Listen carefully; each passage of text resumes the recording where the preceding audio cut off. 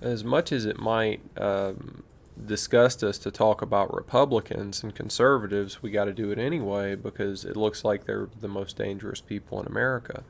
And I've maintained this for a while. They're the most dangerous people. They're more dangerous than Democrats because they say that they offer an alternative to multiculturalism and leftist, progressive, liberal, cultural Marxist, globalist, all that kind of stuff.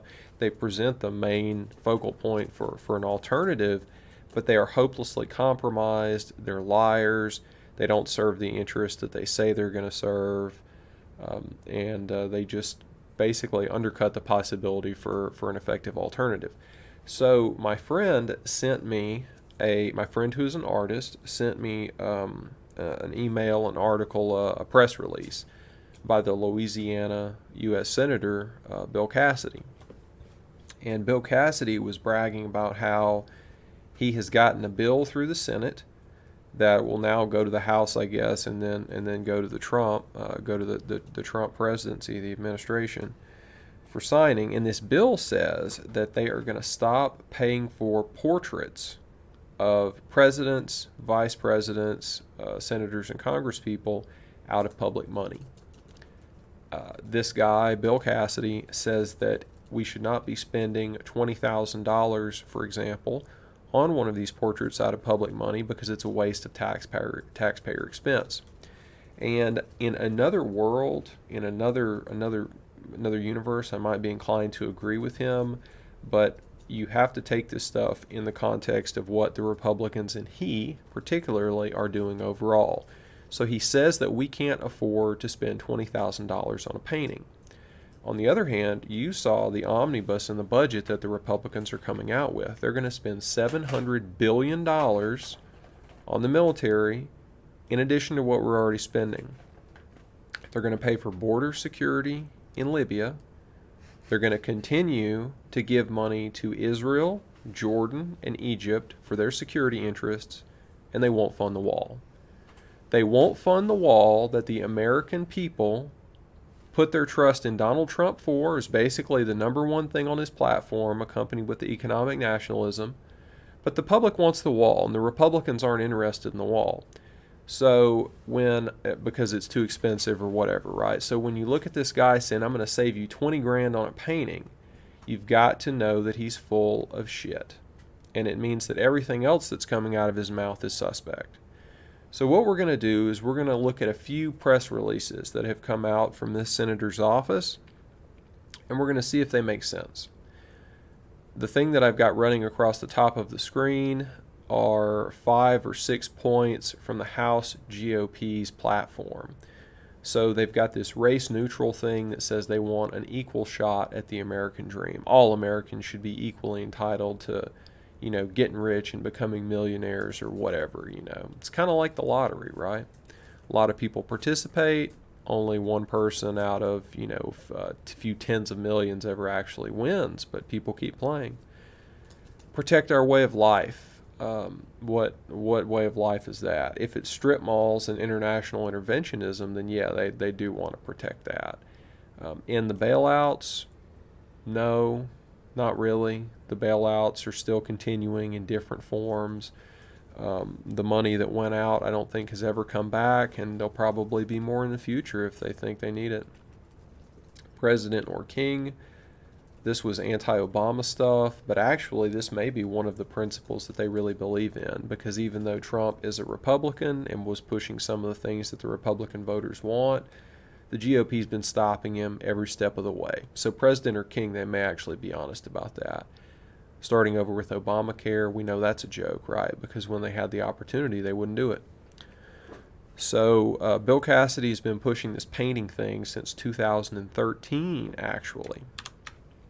This is one from 2015 where he's going to do the same thing. He doesn't want oil paintings. He doesn't want people spending any money on that.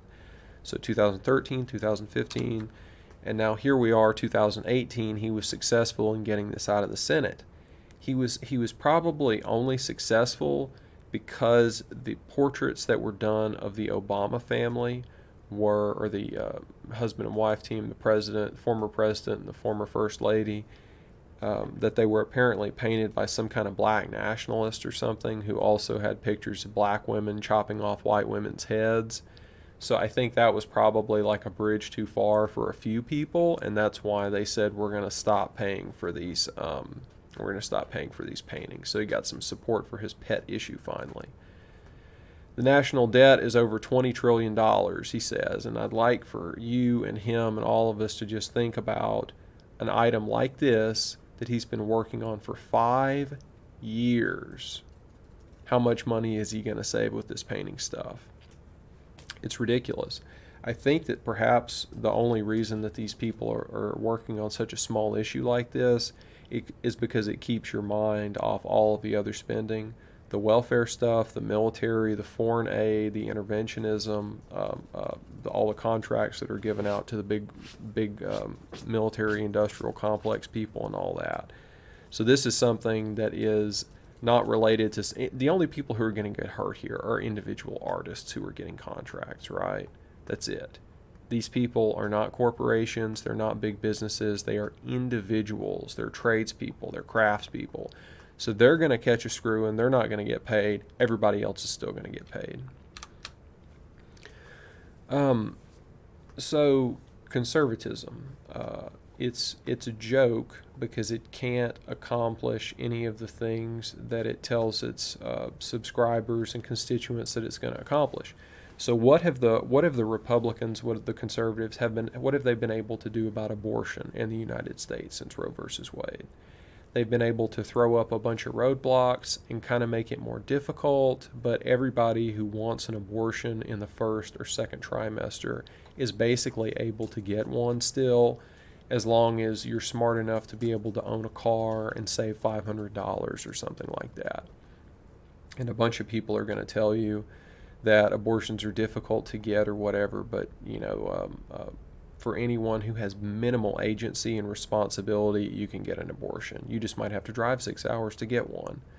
But an abortion, probably, that's a pretty big decision. I think driving 6 hours isn't really a big deal. So also Planned Parenthood, which is one of the biggest abortion funders in the United States, is still funded in the omnibus budget thing that's coming out right now. So the Republicans are totally unable to stop it. Either they don't want to or they're too weak to. So conservatism just like totally fails on that. They can't get it done. They've got a majority in the Senate, the House, they've got the presidency, they can't make it happen. So my appeal to the conservatives who care about these issues, the constituents, would be you need to find some different people to represent you, and you got to stop voting for these people because they're not giving you anything. They're not giving you any of the stuff you want. What they are doing is talking about funding fewer abortions overseas. Now, we shouldn't be funding any abortions overseas. We probably shouldn't be funding anything overseas, but we certainly should not have our political discourse centering on whether or to how many or where we should be funding this stuff. It's absolutely ridiculous. So just like the previous issue with these oil paintings, what this stuff is doing is allowing them to separate some political issue from anything that would have an impact on them and their people and talk about some crazy shit like abortions overseas. It's ridiculous. So when the Democrat, liberal, progressive, lefties, just like your basic democratic socialist on the street starts talking about how Republicans are the party of big business and rich people, they're right. What the leftist on the street doesn't understand is that the Democrats are the exact same way. But let's look at this. Bill Cassidy was spending his time and effort trying to introduce legislation about saving some victims of a Ponzi scheme. The way that I look at Ponzi schemes and investments in general is if you put your money somewhere that's not in a bank or in your own pocket, you're taking a risk and you understand that. So I really don't have any sympathy for people who lose their money in investments, especially if it's supposed to be high return and it's got one leg in America and one leg overseas. I really just don't have any sympathy. I've seen enough episodes of American Greed to listen to interviews with people and say, I took $200,000 and put it in this crazy scheme or whatever. It's like, man, you shouldn't have done that anyway. You shouldn't have done it. You knew you shouldn't have. But Bill Cassidy is going to spend his political capital on trying to change the rules in a particular Ponzi scheme circumstance to try to get people to get their money back. I don't know. It doesn't really seem conservative to me. It doesn't really seem patriotic. It just seems like there are some investors out there who lost money, and maybe one of them is your friend or your donor, so you're trying to do them a favor. Doesn't look good. And now let's talk about some stuff that is really completely inexplicable without getting into some pretty unseemly territory. The city of New Orleans was taken over by white Democrats who are liberals and black Democrats who are essentially just corrupt, but they're on the left too. And what you typically see in these kind of circumstances on universities, campuses, it's the same way, is that they start getting into the Marxist stuff, like social revolutions and things like that, anti-colonialism. And they see the state of Israel as a modern-day colonial white enterprise. So these groups who demographically look like the political leaders of New Orleans typically go in for the BDS stuff, which is the boycott, divest, and sanctions on Israel. They don't want to have anything to do with them. They don't want any money going towards them because they see them as being war criminals, colonialists, white oppressors, all this kind of stuff. So it's not really a surprise that the city of New Orleans would get involved in this. Bill Cassidy has to come out in defense of Israel, saying that this is rooted in anti-Semitism and hatred of Israel. It stands in solidarity with a Palestinian government that routinely sponsors and encourages terrorism. You have to ask yourself, this guy is a senator from the state of Louisiana that does not have a large Jewish population. It does not have a large Israeli dual citizen population. So where does this come from? Why does Bill Cassidy, a senator from the state of Louisiana, care about boycott, divest, sanction in the city of New Orleans, which is, of course, a Democratic stronghold anyway? So why are they going to listen to a Republican senator? It doesn't make any sense at all. But this was like January the 12th. On January the 25th, he had to put out another press release. He says anti-Semitic far-left activists wrote this crazy resolution that never should have seen the light of day. I'm glad the city council listened to the Jewish Federation of Greater New Orleans and the Anti-Defamation League and reversed its embarrassing endorsement of the BDS movement. And then he talks about terrorism and the murdering of Jews. So you've got Bill Cassidy, the Republican, the conservative, on the same side as the ADL. Do I need to say any more? He doesn't have any constituents here to serve. He's serving people in Congress in Washington, D.C. who are exerting influence over him. So this is your GOP. This is your Republican Party. This is your conservatives.